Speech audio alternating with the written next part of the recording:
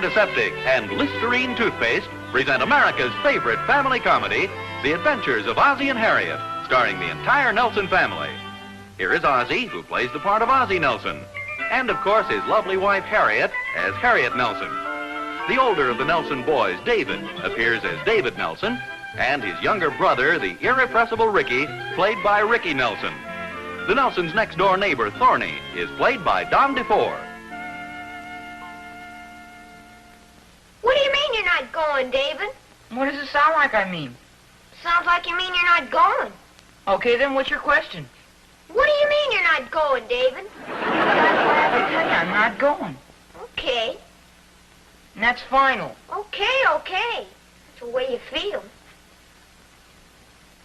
I'll give you one more chance. Thanks a lot, but I'm not going. I happen to have other obligations. Big words. I promised to help a couple of friends of mine. What about me? I'm your brother, you know. Don't get maudlin. I suppose you think I don't know what that means. Okay, what does it mean? Just for that, you can look it up yourself. I promised to help a couple of friends of mine. Guy can have a couple of friends in this world, can he? Oh, yeah? If it wasn't for me, you'd be an only child. Hi, Pop. Ricky's getting a little hot under the collar here. We're going to go to the movies this afternoon. Well, that's fine. Yeah, but now Dave has given me some song and dance about not being able to go. Oh, what's the matter, Dave? Well, for one thing, I don't have enough money. Well, what happened to your allowance? Did you spend all of it? Not exactly. I loaned it to this guy at school. If you wanted to give it away, you should have told me. I didn't give it away. It was a loan. What'd you do, lend it to some pal of yours? Not especially, Pop. Just one of the guys in the class. Well, gee, that's a shame. Now you don't have any money to go to the movies with, do you? No, sir. Well, I tell you what I'll do. I think I can make a little exception and give you an advance on your allowance. How much do you need? Never mind, Pop. That's okay. No, don't worry about it. You can pay me back. Honest, Pop, I don't want it. What's the matter with you, David? You got rocks in your head? You let David handle his own financial affairs. I sure wouldn't let him handle mine, boy. Well, are you sure you don't want this money, Dave? No, thanks, Pop. Honest. I can't go to the movies anyway. Well, why not? I have to make some drawings for a friend of mine in science class. This guy has more friends. Well, look, Dave, the movies don't start until this afternoon. Why don't you do the drawings this morning? Well, I don't think I can finish in time, Pop. It's an awful lot of work. Gee, this is a shame. Why can't this boy do his own homework? Because this boy happens to be a girl. Not unless you call the captain of last year's football team a girl. Not to his face, I wouldn't. It's awful nice of you to do these things for people, but gee, it's a shame to have you miss out on the movies on account of it. Well, that's okay, Pop. I don't mind. It's going to be a neat picture, too, boy. Well, I better get upstairs and get going on this stuff. Well, if you change your mind, let me know, Dave. Well, thanks, Pop. You know where your mother is, Rick? She's out in the kitchen. Oh. Are you sure? Yeah, but the table's all cleaned up and the dishes are in the dishwasher. Oh. Gee, that's a shame. Oh, I think I want to see about something anyway. Harriet! I'm in here. Oh, there you are. I've been looking all over for you. Yeah, the dishes are all finished, thank you. Oh, that's too bad. Oh, you needn't look so unhappy about it. There's nothing to it anymore. No, I'm not exactly unhappy. To tell you the truth, I am a little concerned about David, though. He hasn't done anything wrong, has he? Oh, no, nothing like that. It's just that, well, I think he's being taken advantage of. Oh, I know what you mean. That Ricky can be a fast talker, but David knows how to handle him. No, it isn't Ricky. Oh, who is it then? Well, I know the boys aren't doing it intentionally, but David just doesn't know how to say no to people. What are you talking about? Oh, it's one thing after another. Now, you take this morning, for instance. He has no money because he loaned one of his friends his entire allowance. He can't go to the movies because he promised some other kid he'd do his homework for him. Well, that sounds very nice to me. Personally, I think the whole world could stand a little more friendliness and generosity these days. Well, so do I, and I'm glad David's that kind of a boy. The point I'm trying to make is, that generosity, like everything else, has its limitations. He's got to learn to use a little judgment and common sense. I want him to be generous, too. But I don't want him to be a doormat and have people walk all over him. Oh, dear, I hardly think it's that serious. Besides, maybe he likes doing things for his friends like this. You know, everybody likes to be well-liked. Mom? Yes, dear? You know where my Elsker jacket is? Yes, it's right here on the chair. Oh, yeah, thanks. You going out? Just for a couple of minutes. I'll be right back. Say, Dave, Yes, sir? could I have a little talk with you, son? Oh, sure, Pop. Go ahead, I'll walk you to the door. I don't know quite how to begin this, Dave. Have I done something wrong? Oh, no. At least not to anybody but yourself. It's just what we were talking about before. See, it's a wonderful thing to do nice things for people, but you can overdo that the same as anything else. Yeah, I know what you mean, Pop. See, lots of times people ask you to do things for them, and you may not want to. In fact, you may feel it's an imposition, but yet you just don't know how to say no. Yeah, but sometimes it's pretty difficult. Well, sure it is, but you've just got to do it, son, or else people will be taking over your whole life for you. Now, you take this afternoon, for instance. I know you want to go to the movies, and yet you've got to stay home because you've promised to do this other boy's homework for him. Well, what could I do, Pop? He asked me, and he's a friend of mine. Well, you just could have said very politely, I'm sorry, but I have other plans. You could have been very courteous, but still be firm. See, you've just got to learn to say no. I guess you're right, Pop. You try and remember that next time, will you, son? It's nice to be considerate of other people, but you've got to think of yourself, too. Here, Pop, why don't you take this apple? Well, no, I have an apple here. Well, mine's so much bigger than yours. Yeah, but that's yours. You keep it, Dave. Okay, Pop. I'll see you later. I have to go down to the store and get some special drawing paper. So long, Pop. So long, Dave. Hey, hiya, boy. I'm just coming over to see you. Well, good for you, Thorny. What's on your mind? Guess what? We have a little house guest visiting us for a few days. Oh, good. Yeah, little niece of Catherine's. In fact, Catherine just picked her up at the train a few hours ago. Oh, that sounds wonderful. Yep, she's going to spend the weekend. Lovely little girl, too, Oz. About 14, I would say. Hey, that's just about Will's age. How does he like the idea? Well, unfortunately, he left last night for an overnight hiking trip. Seems he had it planned for several weeks. Oh, that's a shame. Yeah, the whole thing was a sort of a surprise. I didn't realize she was Will's age. Naturally, we wanted to have a good time while she's here. Oh, naturally. So when she received the invitation to the party last night, well, we were pretty disappointed. Party? Yeah, it seems Claire Randolph is giving a party for her daughter, and she called Catherine to invite little Shirley. Oh, That's yeah. the little girl's name. Well, that sounds wonderful. Yeah, except that she can't go alone, being a complete stranger here and all. They sort of figured Will was going to take her. Oh, yeah. Too bad. So you can see the spot we're in. She's a very nice little girl, Oz. Very well-mannered. Oh, yeah, I'm sure she is. I sort of thought you might have a suggestion. It'd be awfully nice if she could go to the party. Of course, if she had an escort, she could go. Now, if we could think of some young chap, about 14 or 15, very clean-cut, well-mannered, agreeable, and very popular with the rest of the kids. Pardon me a second, Thorny. What about David? He's... I accept. I accept. Little Shirley will be delighted to go to the party with David. Well, thank you, Thorny. On behalf of David, may I say he'll be very, very delighted to escort little Shirley to the party. Thanks a lot. Oh, forget it. After all, if you can't do a favor for a pal. Oh, you're a real pal, Oz. Thanks a million. You bet. Oh, incidentally, thank David for me, too, will you? Hi, Pop. Hiya, Pop. Oh, hi, boys. Got some interesting news for you, Dave. Oh, good. It seems a little niece of Mr. Thornberry's just arrived in town this morning. Oh, that's nice. No, where'll you hear this now? I understand that she's just about your age and a very cute little girl. Oh-ho. Everything later to David. Well, sir, here's the interesting part. She's been invited to a party at Mary Randolph's, and I understand she doesn't have an escort. Where's Will? Well, he's gone on an overnight camping trip or something, so he can't take her.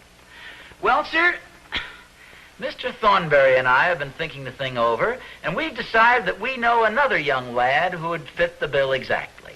He's a very well-mannered boy and a popular young fellow to boot. I'd be happy to take her, Pop. Ricky, please, I'm talking to David. Gee, for a guy who's a popular young fellow to boot, I sure get kicked around. More David's age. Well, how about it, Dave? How about what, Pop? Well, Mr. Thornberry and I would consider it a great favor to us if you would agree to escort this charming little lady to the dance. You hear me, Dave? Yes, sir, I heard you. I was just thinking about something. Thinking about what, David? What you said before. What I said before? Yes, sir. I'm awful sorry, but I have other plans. You mean you don't want to go? Well, David, this sounds like it'll be a lot of fun. Well, thanks a lot, Pop, and thank Mr. Thornbury for me, too, but my answer is still no. Well, don't you even want to think it over? No, thanks, Pop. And, gee, thanks a lot for the swell advice, Pop. Oh, that's okay, son. Anytime at all. Come on, let's go.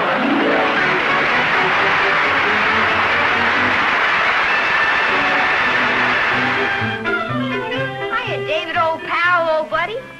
What's on your mind, little man? Not a thing, old pal, not a thing. You sure are palsy-walsy all of a sudden. I've been doing a little thinking. I doubt it. No, I mean it. I'm a pretty lucky guy to have a swell fellow like you for a brother. Yeah, life has been good to you. Best brother a brother ever had for a brother. Never mind.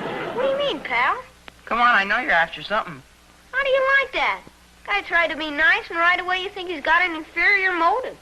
You're just being nice, huh? What else? I like you, David. Thanks, I think you're cute, too.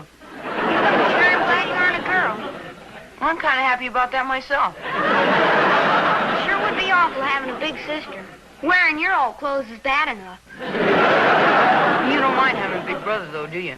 No, sir, boy. Especially a real smart guy like you. You think I'm a pretty smart guy, huh? Yes, sir.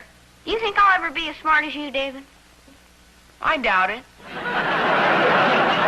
I thought you were going to the movies. Yeah, I was. You better get going, then. I think I'll stay home with you. What's the matter? Did you spend all your money? No, I got all my money right here. Well, why aren't you going, then? I like you, David.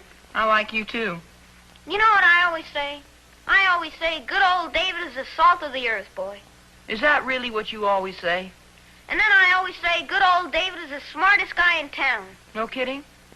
And then I always say You're a that... pretty gabby little guy, aren't you? And then I always say when it comes to fixing things, boy, that David is terrific. Fixing what sort of things? Oh, little things. Like a flat tire on my bike. Will you fix it for me? Ricky, my boy, I've got news for you. Come on, David. If you don't fix it, I can't go to the movies. Big news. Oh, come on. Good old days, Fix-It Shop Finance Company and Escort Service has gone out of business.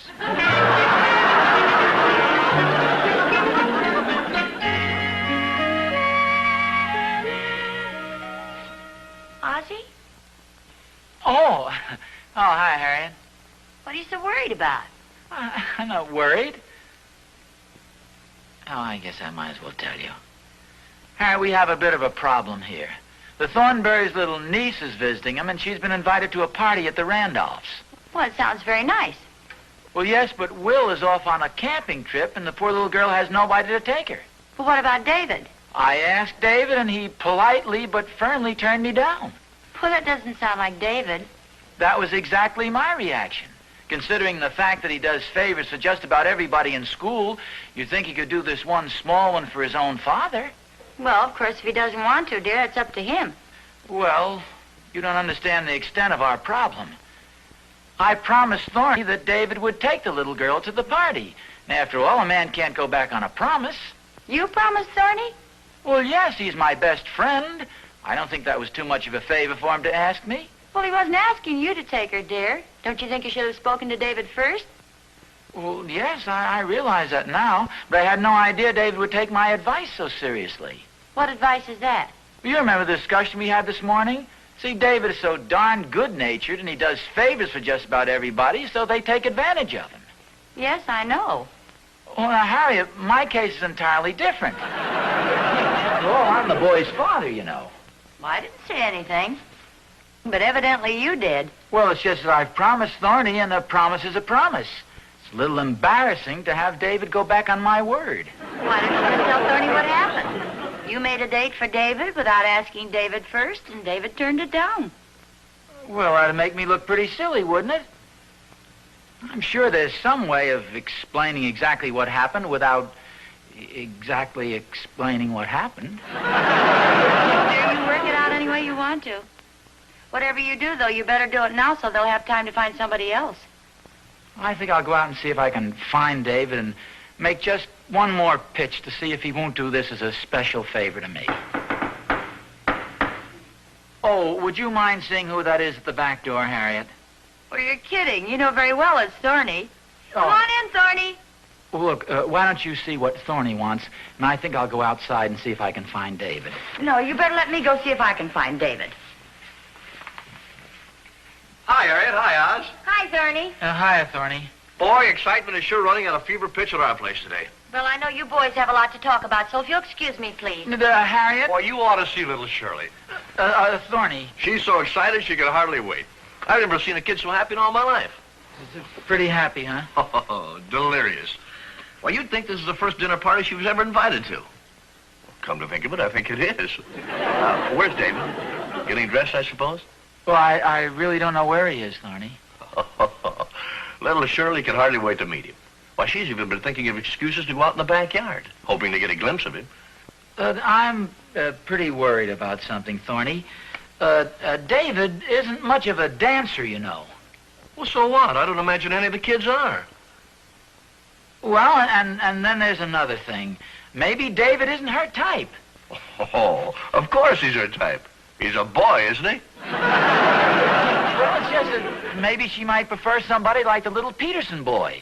Now, he's been going to dancing school and all. Oh, no, she wouldn't care for him at all. You see, it's just the idea that David isn't much of a social type boy. He's a wonderful kid and all that, but he's not what you'd call a party man. Say, wait a minute. How about little Georgie Dunkel? Well, George is on the overnight trip with Will. See, I just got an idea. He's a lot younger than she is, and she's about a foot taller than he, but that Ricky always gives the girls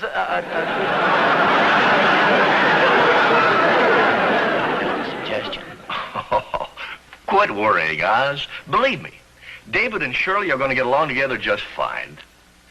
Well, I've got to be running along now. She's very anxious to model a new dress for Uncle Thorny. She even bought a new dress for the affair? Oh, certainly. This is the biggest thing in her young life. Just tell Prince Charming that the pumpkin coach will arrive for him at 6 o'clock sharp. Well, I'll see you later, Oz.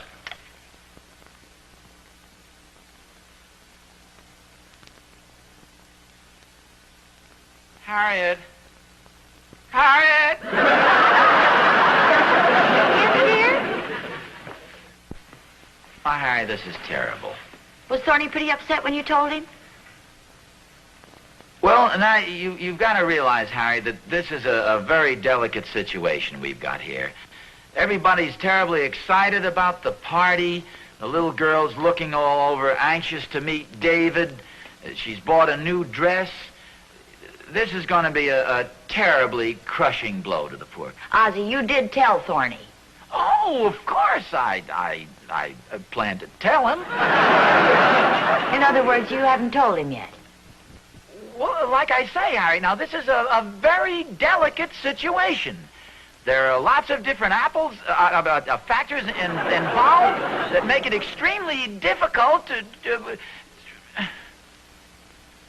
I chickened out. Well, dear, I know how you feel, but the longer you put it off, the harder it's going to be. I can't argue with you because you're absolutely right. The only thing I can do is just face the music and call Thorny and tell him exactly what happened. Good for you. May I have the phone, please?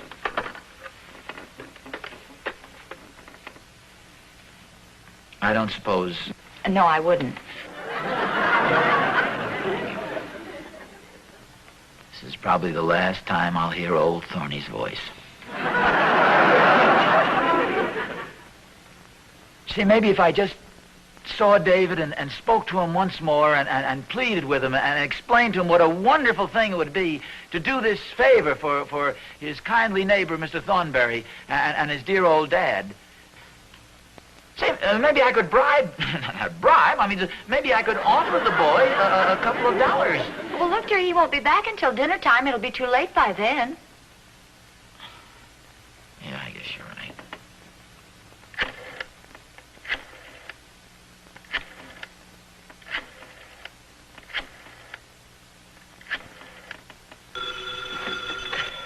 Hello? Hello, Thorny. This is Oz. Hi, Oz. What's up? Something as, Hi, Mom. Hi, Pop. Oh, David, where have you been? Out back by the garage. Well, sit down, son. I want to have a talk with you. Harriet, will you go get my wallet? It's up on the dresser. Speak up, Oz. I can't hear Well, what you're Dave, saying. remember this morning when I had that little talk with you and I explained that sometimes generosity and doing nice things for people can be overdone? Yes, sir. Well, Where are in you? my anxiety Yeah. not to have people take advantage of you, I think I perhaps made my point a little too strong. Gee, I'm glad to hear you say that, Pop, because I really enjoy doing favors for people. Oh, it's one. Oh, my. Wonderful, son, because I'd like to request that you do a little favor for Mr. Thornberry and me. Hey, Oz. Pop, do you hear voices? Well, yes. Operator. Oh, for goodness sakes, pardon me. Yes, Thorny, here I am. Well, you had me worried, Oz. What happened? Well, it's nothing important, Thorny. What'd you call up about? Well, I just wanted to say hello. Well, goodbye, Thorny. Was that Mr. Thornberry, Pop? Yes, it was, David. Does he still want me to take his niece to the party? Well, yes, he does. Because I'd be happy to take her. Oh, that's wonderful, David. I'm sure Mr. Thornberry appreciates it, and I do, too. Well, heck, I'm glad to do it, Pop. Well, that's a fine attitude to take, son. What time am I supposed to pick Shirley up? Mr. Thornberry's going to stop by here about 6 o'clock. David, how did you know her name was Shirley? How did I know her name? Well, she was over in the Thornberry's backyard. Well, yes, but how did you know her name? Oh, that. Well, I was in our backyard, you see, and I saw this girl over in the Thornberry's backyard, and then I remembered that Will Thornberry had a pair of my old tennis shoes in his garage. So you went over to the Thornberry's backyard. Yes, sir. That's where their garage is. Also where Shirley was. Oh, and I suppose you and Shirley talked for a few minutes? Well, kind of. And she said to me, "You must be David Nelson." Which I was. And we started talking, and... Well, anyway, I'd be happy to take her. In fact, I'd be crazy if I didn't. I take it then she's a rather cute little girl? I'll say she is. I think I'm beginning to understand this change of heart and neighborly spirit. I sure am glad I was out by the garage fixing Ricky's tire. Otherwise, I might not have seen her. Well, I'm glad it worked out well. I wanted to tell you about it myself. I didn't want Ricky coming in here blabbing it to you. Yeah, we understand. David, hadn't you better start getting ready now? Okay, I'll be right back. Oh, David, where are you going? You've got to get dressed. Oh, I will. First, I better let Ricky out of the garage.